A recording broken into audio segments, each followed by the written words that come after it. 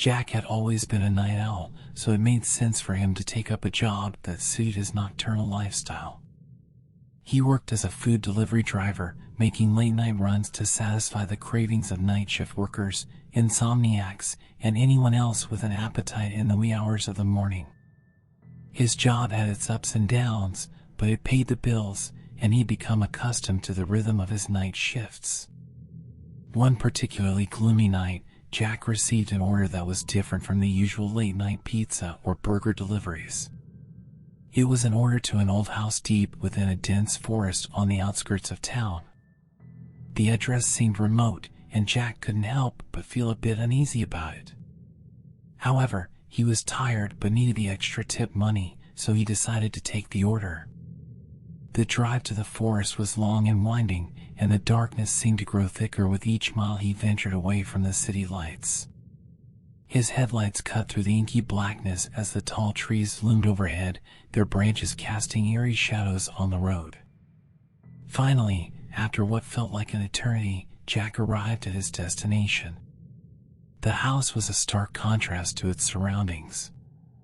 It was a grand, old mansion with an air of opulence about it. Its ornate gates creaked open as Jack approached, revealing a long, winding driveway that led up to the imposing structure.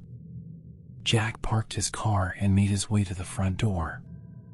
The house was silent, and an unsettling feeling settled in the pit of his stomach. He rang the doorbell, and the seconds ticked by slowly. Just when he was about to ring again, the door creaked open, revealing an elderly lady. She appeared frail and nervous, her eyes darting around as if expecting something. "Good evening, ma'am," Jack greeted, offering a friendly smile. "I have your food delivery here." The old lady's eyes widened with a hint of relief. She seemed nervous, and Jack couldn't help but notice the strange atmosphere that surrounded the house. As he handed her the bags of food, he heard a muffled scream coming from somewhere inside the mansion. It sent shivers down his spine. The old lady, instead of reacting with alarm, let out a nervous laugh. "Oh, dear, don't mind that," she said, her voice quivering. "It's just my television. It can be quite loud sometimes." Jack wasn't entirely convinced, but he decided not to press further. He took his payment and quickly retreated from the doorstep, feeling a growing sense of unease. As he reached his car, he couldn't shake the feeling that something was terribly wrong in that house. It was then that he heard another scream, this one unmistakably human and filled with terror. His instincts kicked in, and he knew he had to do something. Without a second thought, he rushed back to his car, locked the doors, and dialed 911 on his phone. As he relayed the strange events to the dispatcher, the forest around him seemed to come alive with eerie noises. Jack's heart raced as he anxiously awaited the arrival of the police. The dispatcher assured him that help was on the way and instructed him to stay in his car.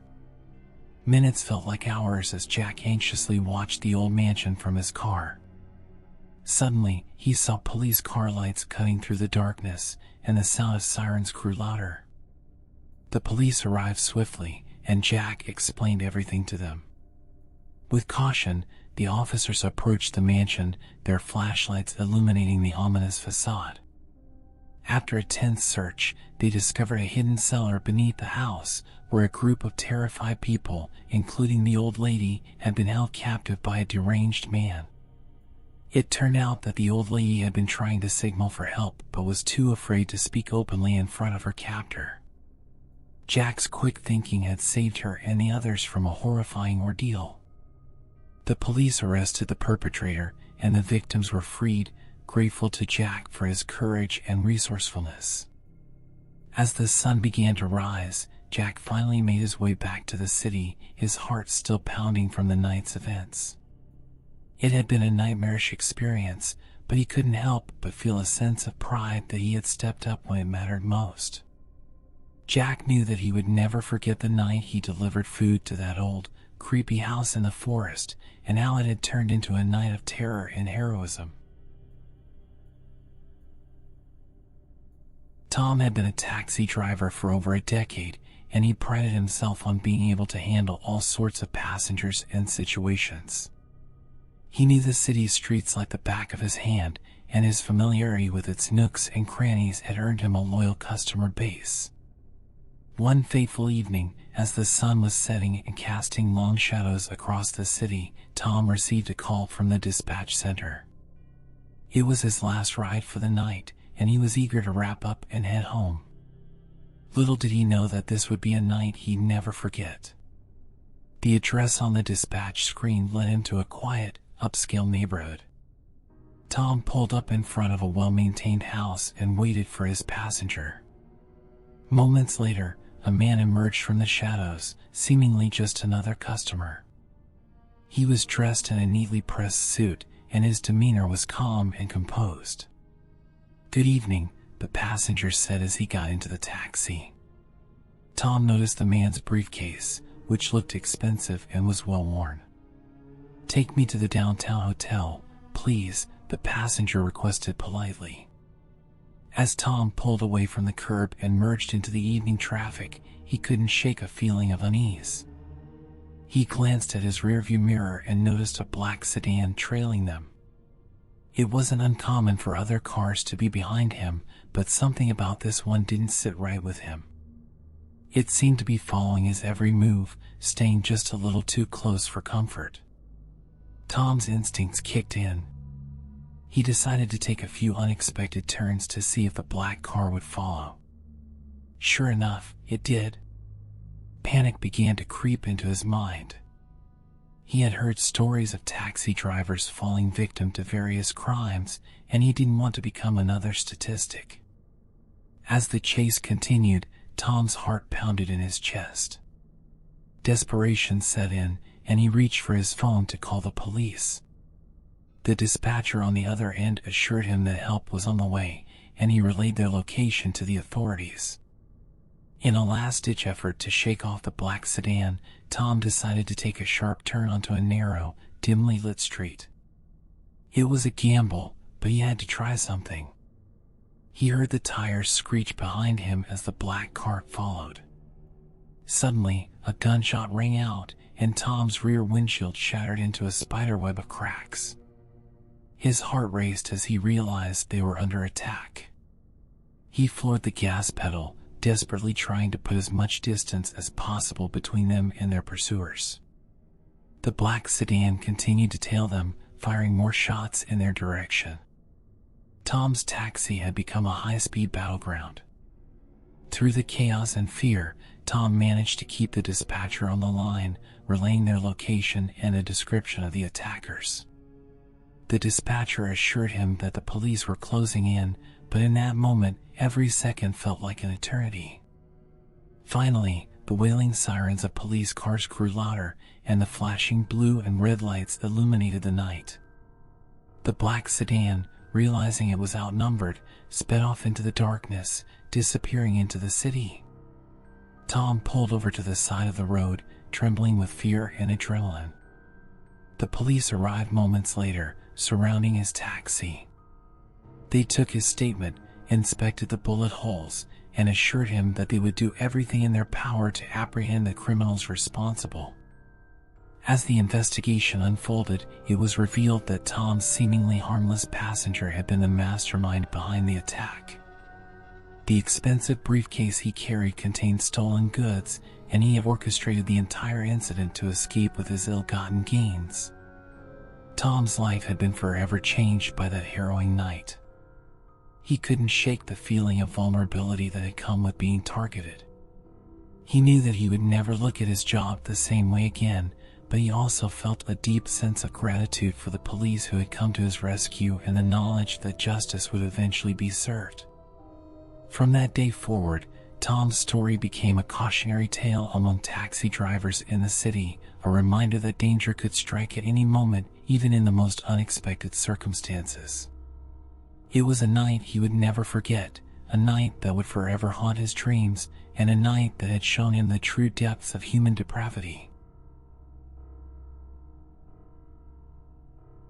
Once upon a chilling night, there was a man named Tyson, known among his friends as the Night Owl. Tyson had a peculiar habit of staying awake until the darkest hours of the night, when the world around him was cloaked in a shroud of mystery and shadows. This night, however, was unlike any other he had experienced before. Feeling restless, Tyson decided to embark on a spontaneous late-night drive. He climbed into his trusty old car, the engine roaring to life as he pulled out of his driveway and onto the desolate streets. The moon was hidden behind thick clouds, casting an eerie darkness over the landscape. Tyson was drawn to the unknown, and his curiosity led him to venture further and further from the familiar city lights. As he drove deeper into the night, the road seemed to stretch on endlessly. The forest beckoned to him, its dense trees looming ominously in the distance. Without a clear destination in mind, Tyson followed a winding path that led him into the heart of the woods. The only sound that broke the silence was the crunch of gravel beneath his tires. After a while, Tyson stumbled upon something that sent a shiver down his spine. There, amidst the towering trees, he found a freshly abandoned campfire. The embers still glowed with a faint, dying warmth. Intrigued and slightly unnerved, Tyson parked his car nearby and decided to investigate. As he approached the campfire, he noticed something even more unsettling. Strewn about the makeshift campsite were a collection of disturbing masks and scattered bones. The masks appeared grotesque and ominous, adorned with twisted expressions and painted in dark, foreboding colors. The bones, though Tyson couldn't identify their origin, seemed strangely out of place. A growing sense of unease gnawed at Tyson, and he began to wonder about the nature of the people who had been here before him. Were they just thrill-seekers like himself, or was there something more sinister at play? Suddenly, a rustling sound pierced the stillness of the forest. Tyson's heart pounded in his chest as he instinctively crouched behind a nearby tree, his breath shallow and hushed. He strained to see through the darkness, trying to make out the source of the noise. Then, emerging from the shadows, he saw them, figures moving silently through the trees, their forms cloaked in tattered robes. As they drew nearer to the campfire, Tyson's blood ran cold. It was a group of people, but they were unlike any he had ever seen before. The group congregated around the campfire, and Tyson's heart sank as he realized that they were engaged in some kind of unholy ritual. Their voices rose in eerie chants, and the flickering firelight cast grotesque, shifting shadows on the trees. Tyson could hardly believe his eyes, but there was no denying the malevolent energy that emanated from this gathering. Terrified and knowing he had to escape, Tyson retreated into the darkness, moving as silently as possible. His mind raced with fear as he realized he was in the midst of a cult that worshipped evil. Panic threatened to consume him, but he knew he had to remain calm and find his way back to his car. Slowly and cautiously, Tyson retraced his steps through the labyrinthine forest, always keeping an eye on the cultists, who remained absorbed in their sinister rituals. Every snap of a twig underfoot or the slightest sound caused his heart to skip a beat. The night seemed endless, and the forest felt like a maze. Finally, after what felt like an eternity, Tyson reached the safety of his car. He fumbled for his keys, his trembling hands struggling to find the ignition. With a sense of urgency, he started the engine and drove away as quietly as possible, praying that he would not attract the attention of the cultists.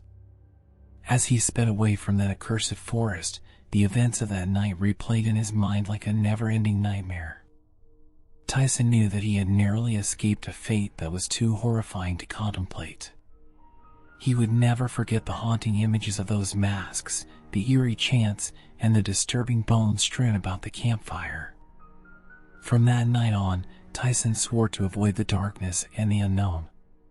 He became a creature of the daylight, leaving the horrors of that night drive behind him. But the memory of that eerie forest and the cult that dwelled within it would forever haunt his dreams, a reminder of the unfathomable terrors that could lurk in the shadows of the night.